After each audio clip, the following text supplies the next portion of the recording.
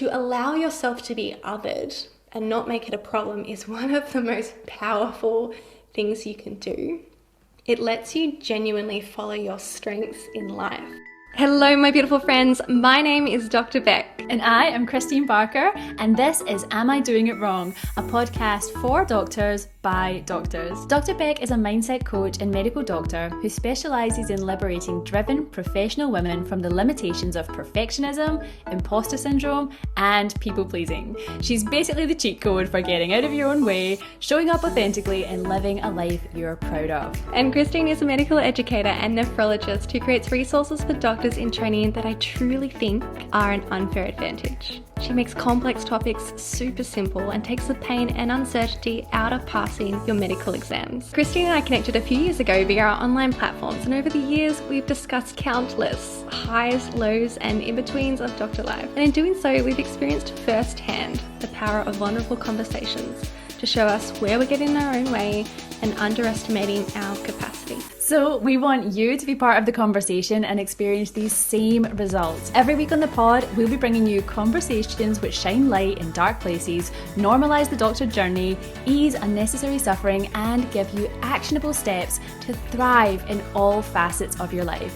So grab a cuppa and get cozy for this week's episode of Am I Doing It Wrong? The podcast for doctors by doctors. Hello, my beautiful friends, and welcome back to our channel. We are here for episode 2 of our new podcast. So, Christine, I just have been so excited to speak about this concept that Christine brought to my attention that I've never been able to put words to quite like she did. And so Christine mentioned, perhaps even in last week's episode, this concept, feeling really of being othered. Can you please explain to all of us what this means to you and why it's sort of relevant in your life right now? Yeah, 100%. So I think when I brought it up last week, I was talking about, the group of people that I'm working with right now are doctors sitting their clinical exam.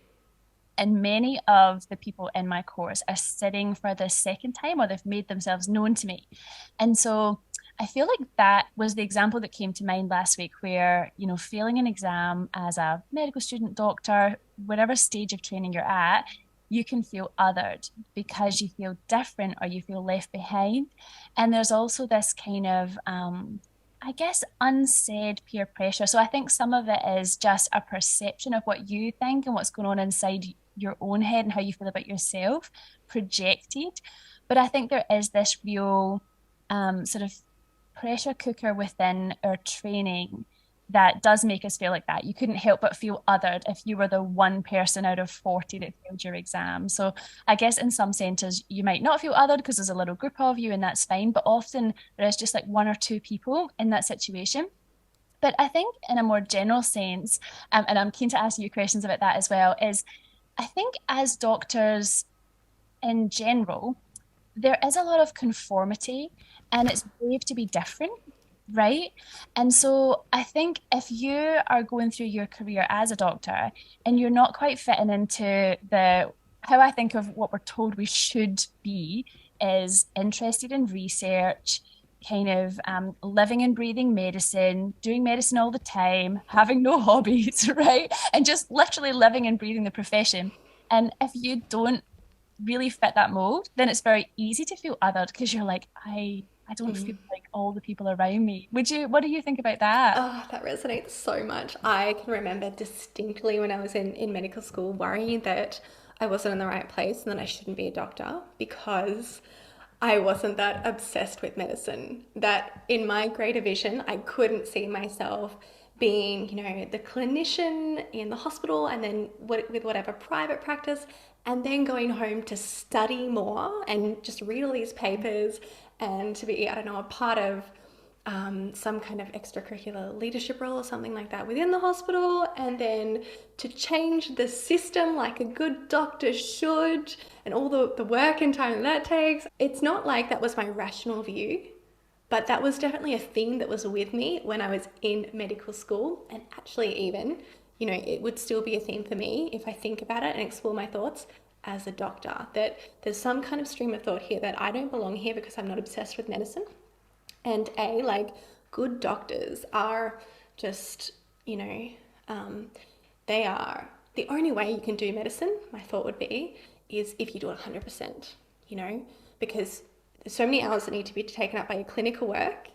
But then if you also need to, off your own back, keep up with the latest research, which, 20 years ago, this wasn't a problem.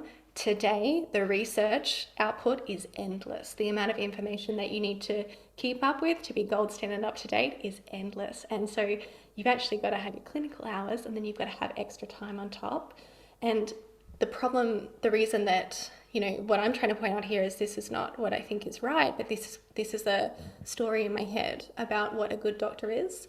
And I would take it so far as that it would be irresponsible for me to not be doing that sort of extra clinical work, as in super clinical outside of clinical work. It would Yeah, be yeah, irresponsible of me to not dedicate that extra time. yeah, Yeah. absolutely. And as you were saying that, I was just thinking, where do we get those ideas from?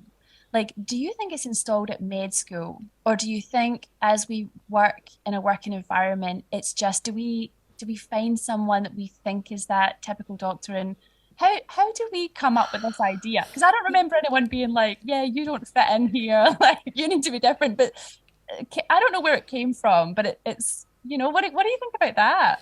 I have a couple of thoughts on that. One of them is my clients independently and different, like when they're talking about whenever we're working through like their self-concept as a doctor, um, this idea of being an ongoing learner comes up. I Uh-huh. think we all have been told, explicitly told multiple times, that being a doctor means you're an ongoing learner. And, yes, some of that learning happens in the clinical hours, sure, but I don't think that's the idea that we take away. I think the idea is we will be studying for the rest of our lives. And we know as clinicians that that study is not only updating like our sort of base physiological knowledge as it needs to be updated, as you forget it, as you don't use it and decommission it, and then you have to bring it back. But then also, for things that just aren't your bread and butter. Or when you're suddenly on call in like a broader context that doesn't include your usual specialty. Um, a lot of people are dual general physicians and specialist physicians these days, just as an example. And when you go and suddenly work in a regional centre, you need a different set of knowledge than what you would if you were working in your usual metro centre. Yeah. So the ongoing, and then there's the ongoing learning that comes from the new research as well. So Mhm. we know that that amount of learning, or not know, we think that that amount of learning can't come within our clinical hours. I don't think it can too. I think that standard of learning isn't possible within our clinical hours of work. I would think there would need to be extra hours allocated to that. Yeah, absolutely, absolutely. And I guess just what you said there about the ongoing learning, I was like thinking about how there's never a finish line. And then that's a bit annoying. But I feel like when I look at other people, I think I'm like, oh, you've reached the finish line. You made it. And I project that onto them. And I'm like, oh, I want to be a little bit at the finish line. And the finish line doesn't exist. Yeah. So I think a perception of where we're at and where other people are at is also adding to this. But yeah, would you? Oh, completely. Yeah. Especially, Yeah. it's a really interesting concept, isn't it? Because it's one of those, it's like a classic perfectionistic thought error where, we're saying to ourselves that we're not good enough. But, whenever my clients come telling me that they're not good enough at XYZ or just globally, it's very rare that they actually have a bar for what is good enough. We usually define, we usually make these statements defining them by what's not there. So we can say, I'm not good enough because I don't look at research papers. I don't, da da da, whatever you don't do. Instead of being like, this is what I'm happy as a definition of good enough. You can always like poke at it and say, well, I'm not doing this, so I'm not good enough. I'm not doing this, so I'm not good enough. Coming back to what you were saying about being othered, you can see how if you had a clear role on the team and you knew what your talents were versus someone else's talents, and you could see that it was all this beautiful machine, and it's great that you're unique and it's great that you're different. And like, no one really Yes. wants clones of everyone. Like if we just cloned the same person, that would be like the worst place to work. And I feel Annoying. like that's what we're all Yeah. aiming for in medicine. We've got this idea of a good doctor, the ideal clinician, and we're all trying to fit, like, contort ourselves until we get to that, we achieve that level. Like, that's a higher level that we should be striving towards. And it does include, when I think, without like my stronger rationale, just when my first thought about a good doctor is a good doctor is constantly learning and keeping themselves up to date.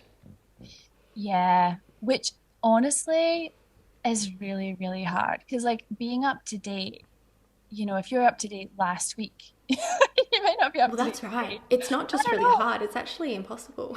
Right, right. You'd have to only focus on one condition, and that's what your whole life's about. And patients don't show up like that in your practice, no matter how subspecialized you are. So, yeah, it's just another example of these unattainable benchmarks, isn't it? These bars that they're kind of they're placed there by Yeah, us or and by it's someone else. yeah, and it coming back to, again, like, another thing is, like, a good doctor or somebody who was cut out for this, good enough for this, wouldn't Yeah. fail their exam. Yes, It doesn't yes. fit in the box. You are now othered. You are now not normal. If you fail one of these many, many exams along your pathway. Because what I find working with doctors who have both passed and failed, and I know my own experience of it, for my own clinical exam, for example, the series of events that happened, I was fortunate to get through, and a whole other series of events, different patients on the day, different examiners on the day, I honestly don't know what would have happened. So I have no judgment for anyone. And what I actually love is I have been working with some people who did fail their exam last year, and I have like unlimited respect and admiration for the grit and the determination of these people. And they are so coachable. They're like, tell me what to do to pass this exam. And then you tell them what you think and you give them feedback. They take it on and they go. And to be honest, like if you had to ask me, like, who would you rather work with? I mean, there's lots of traits in there that are incredible traits and they almost get brought out by failing. Like those people probably don't even realize their own strength, Mm-hmm. And then those people who fail and reset, they've now sat it twice. So therefore, they've now committed those clinical skills and things to their long-term memory. So in essence, they actually become arguably potentially better in some respects because it sticks with them more Yeah. and they can pass that on. So I don't see it personally as a big deal. And I've got a video that I popped out about this because we don't view candidates who fail their exams as lesser or better. It's just like you can't apply for the job until you've passed it. Go and pass it and then apply for the job. It's very emotionally neutral on this side on as a consultant. But as a trainee, my biggest fear was failure. And it was more to do with that being othered, feeling ashamed, I guess, I was worried about it. And you almost, have you ever done this, Vic, before you sit an exam, you're like, I don't want to sit it. I'd rather not sit it because if I fail, I'd rather not try. And obviously I have then gone and done the exam, but there's always this thing right before it where I'm like, oh, no, I'd rather not sit it because if I fail, and it's like, what is that? And I would never ever teach someone that because it really doesn't matter. It Yeah. doesn't define you. And I know you coach a lot of people. Have you got anything to say about that sort of coming back from failure when you do feel othered? I mean, my journey on coaching actually started the first time that I didn't get what I wanted. This was when I was a wee little girl, as you would say. A wee lassie. A wee lassie. It was the first time I really didn't get what I wanted when I was in high school. And that was the reason, like this, because I didn't have to change how I was thinking because I would set a goal, achieve it, set a goal, achieve it. I never met a failure that actually made me face all of my problems with failure. Mhm.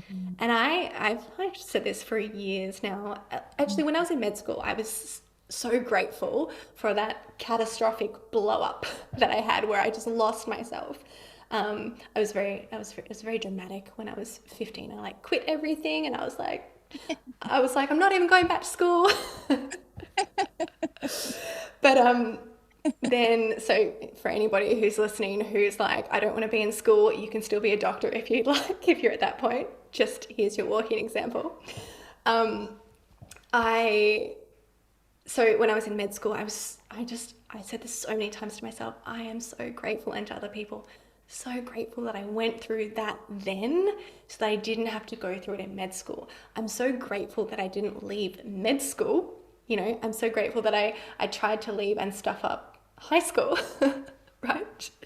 And not med school when there was nobody there to save me. And the same goes for when, you know, would you rather have to face all of what comes up when you fail and all of that challenge and struggle and all the derailing that comes from your first real failure when you're a consultant with the highest level of responsibility, looking after patients, you've got, you know, it's you. Or would you rather do it when you're a trainee?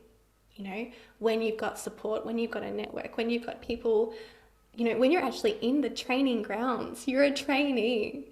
So from my perspective, for anybody who has skated through life without having to fail and without having to then bounce back from failure, that's the key, right? The bounce back, how you bounce back. You know, it's nice that you've skated through, you know, past, say, your BPT exams. But at some point, they're probably, hopefully, you're striving high enough and dreaming big enough that you will fail at some point, that you're not just waiting for it to be like super prepared before every single opportunity. But hopefully you stretch yourself enough to fail at some point.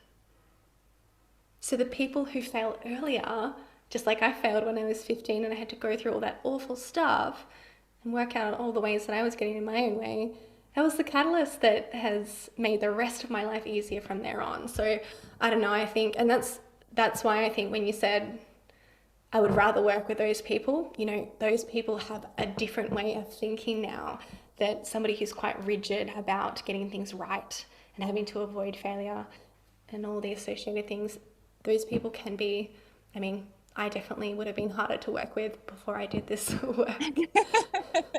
That's so interesting. And I guess just, I mean, the exams we can talk about for ages, there's so much more in there. But I guess just on this theme of being othered, one of the things that I was thinking about was how you yourself might have felt othered in the career path you've chosen. Your career path is so unique. Can you tell us a bit about that? Oh my goodness. I can even, there's so much in the moment that I decided to start locuming, even.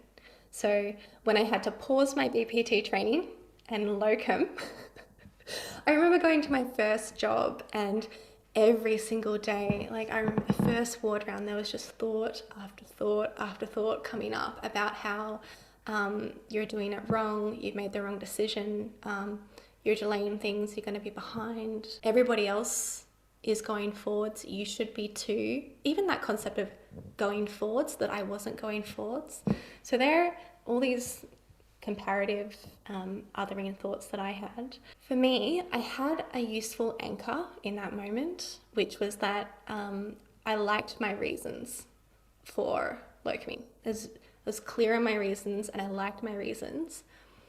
Having that was really important and it's what kept me on a good path. But it didn't stop those thoughts from coming up and affecting me. As in coming up, feeling believable, and then creating this emotional response that I then had to deal with. It didn't necessarily, my emotions didn't flow through to actions, any big action, as in, you know, going back, undoing my decision and racing back. But the only reason that I was able to resist that urge to conform again was because I really liked my reasons for not conforming. And this can be a lot harder, right, when, you know, you failed your exam in this really important example for, you know, medical people at any level, whether you're failing your BPT exam, your fellowship exam, your med school exams, your pre-med exams, you know, that didn't happen by choice. You weren't othered by choice. Yeah, that's different. Hmm. Yeah.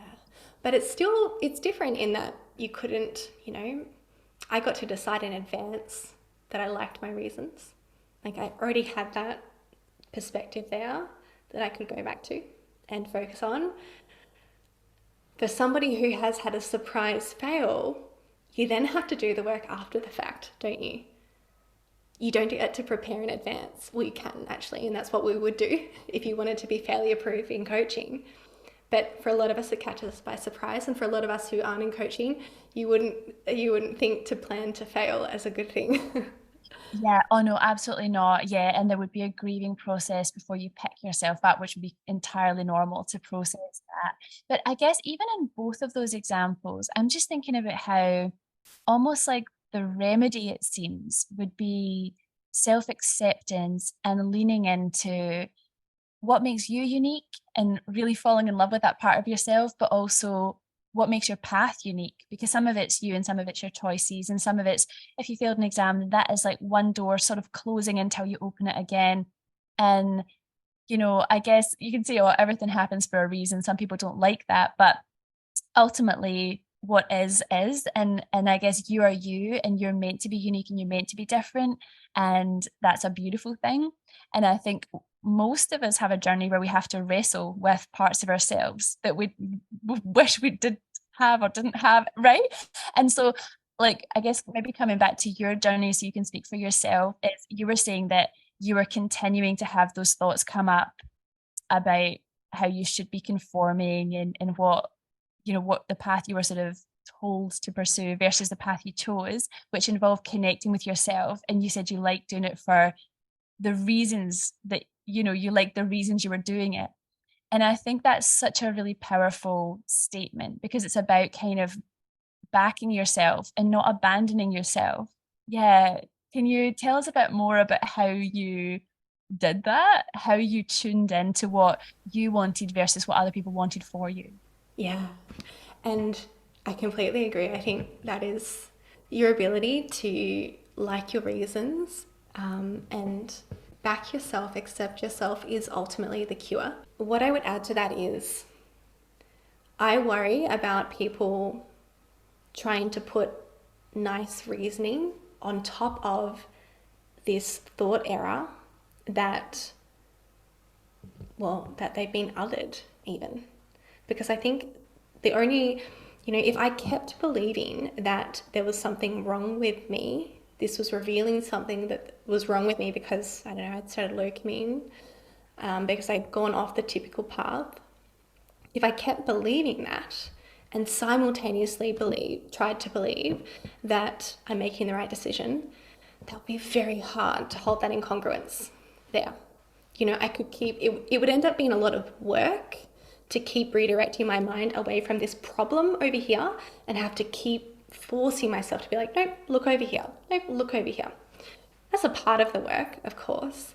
But a critical part of the work that I had to do was disempower this idea that it was a problem. Because this is what you're saying, right? That being othered isn't actually a problem at its core. You said earlier that we have this false idea of normal. And even more important, this idea that we want to be normal. And if we hold those ideas that there is a normal and that we want to be normal, then being othered is a problem. Yes. Mic drop moment. Dr. Beck. So literally the way that I dealt with this was, and everybody would, work this out in their own way, but I had to get all of my thoughts out that were making me feel othered. So othered to me, it feels like a feeling when you tell me about this concept. I'm like, oh, it feels like a alone, rejected, disconnected feeling. And so from a coaching perspective, I'm like, oh, what thoughts are causing the feeling? This emotion isn't a fact. Like, because I feel othered doesn't mean I'm othered. The emotion means that there are thoughts there making me feel othered. So I'm like, that holds my answer there. Like, othered doesn't feel good to me.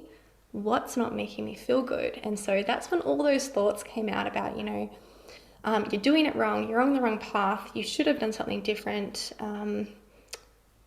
you're going to miss out, they're going to get ahead, all these thoughts. And when I wrote those down, that's how I see things clearly. And maybe for other people, it's chatting in conversation with somebody. Maybe it's meditating on them. For me, it's writing that gives me the clarity and gives me the separation from those thoughts that otherwise just I get entangled with. Realizing that there was no problem. So either the thoughts were not true, or the thought, I'm not doing what everyone else is doing, that's not actually a problem for me. And then once I make this all not a problem, now it's so easy. Like the thought comes up again in my mind. The next day I show up and I'm ward rounding. You're doing it differently. I'm like, oh, and I like that. And that's no problem. And that's what I want. Like so much easier to go over to what you want to think when you've disempowered the problem over here. Yeah, and it's like the same reality, but it just feels better.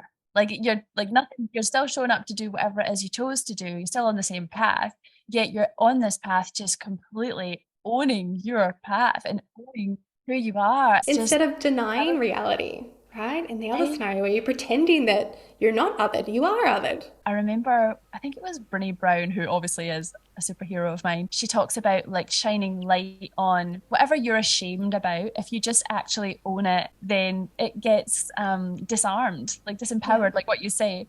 And because I was going to ask you about, although you were doing this self work, I find that when you are insecure about something, or certainly I've had this experience when I have an insecurity, and I think I've sorted it out for me and myself in my own narrative. And then I'll go into the world and I'll come across a conversation or another person who I think is judging me for that insecurity or is sniffing out my insecurity or something. It's sort of the end of me.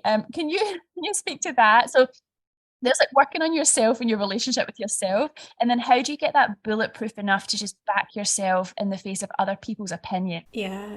And I mean, I should complete this first part of my story about, just my one of my examples of being othered, which was the first time I was locuming.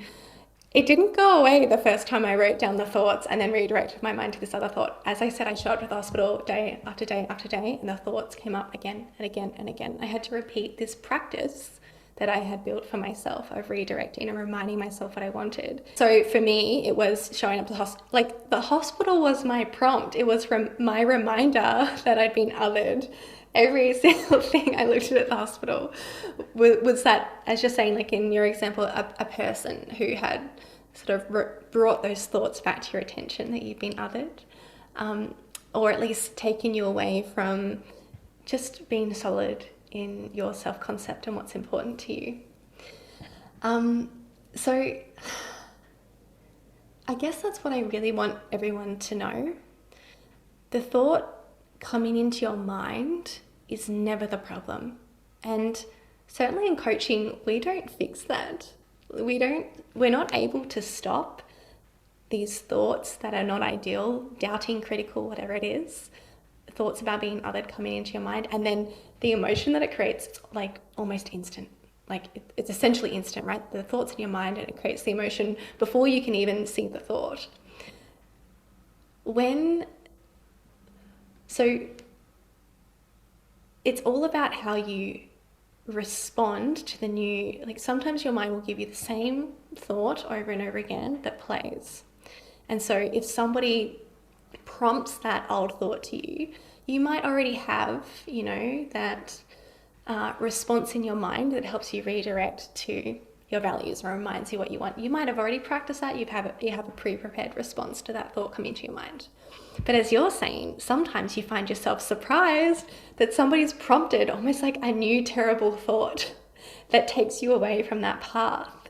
And I see this as it's such a win. It's new information for you about what you're insecure about. It's a new opportunity for you to get solid that you couldn't see before. This person had brought it to your mind. And it's really tempting to see that as when somebody makes you feel insecure, when you were previously secure in yourself, it's really tempting to make that mean, I mustn't actually stand for that. I mustn't actually be aligned with my values. I mustn't actually be doing this right in some way. When actually, it's just a new thought that's been prompted. And then you get to decide what you think. So, if somebody in this case has said, what could they have said to me? Yeah, I'm empathizing with it. Whereas you're a locum and you've maybe gone to say like a hospital that has, like say like Mildura has Alfred trainees, and then you're not one of them and you're working directly with them, and then you instantly feel othered. You've literally just reminded me of a thing. Yeah. So, like some of my colleagues I recently met up with who they just sat and passed their exam. And so the new thought that came in my mind that hadn't been, a part of my thought process before this, it just prompted this whole, oh, you could have done your exam by now.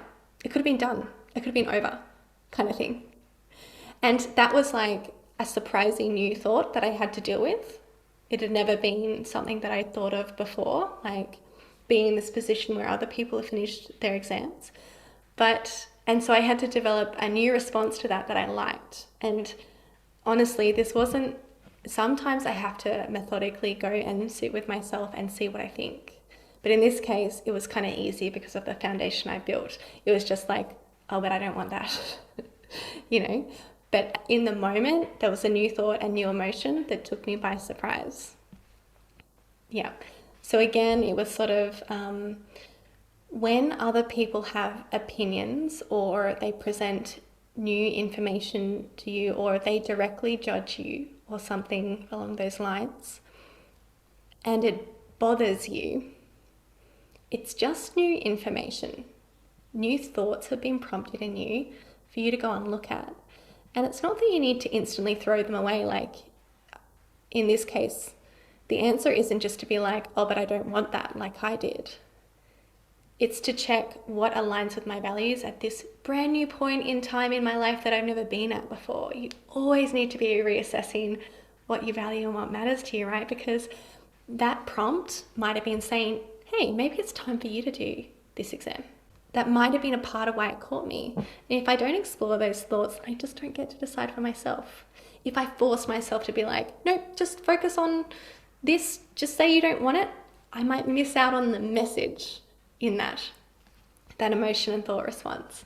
And that's a clarifying moment, isn't it? Because it throws it up and then you get to look at it again one more time and be like, what do I want? Yeah, yeah.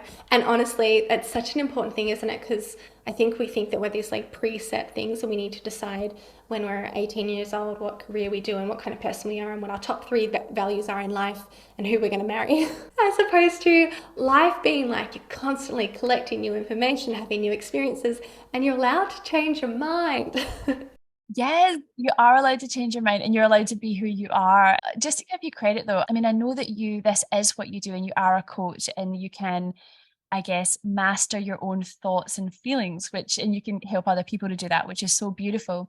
But back then, you were probably quite early in your journey still of being a coach. And therefore, it's really impressive to me that you were able to tune in because it's brave to tune in. No one gives you permission except yourself. Right? And so I just want to give you credit for that. And it's such a great example story because it gives us permission to be like, oh, great, I can do medicine. I can also not do medicine. I can do a blend of medicine and something else. Like, thank goodness. You know, the most radical thing that I did in this, I think the thing that I'm most proud of is I've actually given myself permission to go back later at any point in my life, and do that specialty training if I want to. That door's not closed for me, and I'm gonna decide to have my own back at that time. You know, this is part of why I was able to other myself. This like greater process of having my own back and not closing off opportunities for myself. So, you know, I will let myself go back at 50 years old if I want to and do my specialty training because I'm not going to make it a problem that I'm 50 years old and doing it. Like, if that's what I want, end of story. But that's what I get. And I'm not going to let myself talk myself out of it because of arbitrary rules or this or that. You know, I trust myself to actually give myself what I want at the time and not let some other preconceived standard or societal idea stop me from getting that. And that really, to allow yourself to be othered and not make it a problem is one of the most powerful things you can do. It lets you genuinely follow your strengths in life. And, you know, it just, I guess, coming back to the person who fails their exam, you know, the stuff that you learn about yourself when you do that, the kind of resilient person you can become when you're forced, like you didn't ask for this scenario, you didn't like your reasons or whatever, but the kind of person you can become by going through that it will open up so many pathways to you when you can become the kind of person who can fail and who can be othered and who can do things on the non-traditional path. Like, that's how you change the world, by being different. Entrepreneurs change the world because they decided to be like take risks that everybody's like, you must be losing your mind. Like, you are crazy. That's never going to work. And it's almost like the cost of admission of being an entrepreneur, right? You need to be able to hear that's never going to work, because if somebody doesn't say that to you 100 times, you haven't probably got a world changing idea. I love that. That's how you change the world, is being different. And yeah, in entrepreneurship and also just even in your immediate environment, if you've been through something hard like that, you're more equipped to help someone else who's going through something hard like that. And what do you want a doctor to do? Right? And so you just become this vessel for light and change. And you're speaking from a place where you really know what they're going through. You, how else could you know unless you'd been through it yourself, as well as what Yeah. you say about having, ideas that can change the planet. It's being different's good. And being right all the time is so, so easy. Fitting in the box is so, so easy. It's such an easy life. And it doesn't build that character, and it doesn't build you. Like, it doesn't as in help you be you, as you say, in like whatever unique parts of you there are. It just helps you be safer and safer and safer and more conformed every time. You just get to pass through, pass through, pass through. Yeah, but you say it's easy, but I guess I would sort of almost think that maybe it feels easy at some point, but then there's a point where I don't know what will happen. Maybe it'll be a midlife crisis or whatever it is, and you'll be forced to then reevaluate what does make you special and what is different about you, because you've been living your life for someone else the whole time, potentially, or in certain aspects of your life, you were doing it for maybe not the right reasons, or there's no right or wrong here on the podcast, but like just you weren't tuning into yourself. You're right, what was right for you. And this is actually, as you know, I'm establishing this new coaching group that's going to be a public group for anyone to come in if it matches up with them. And part of the core concept behind it, the people who I'm really inviting in, who it's the space for them, is for the people who have the boxes ticked, the societal success boxes ticked. And that's because any challenge that's been put in front of them by society, and society said, this is the ultimate, this will make you happy, this makes you skilled, this makes you impressive. They've ticked it again and again and again. And so many of us, spend the first quarter, third of our life ticking those boxes, and then we finally suddenly there's no more steps in front of us.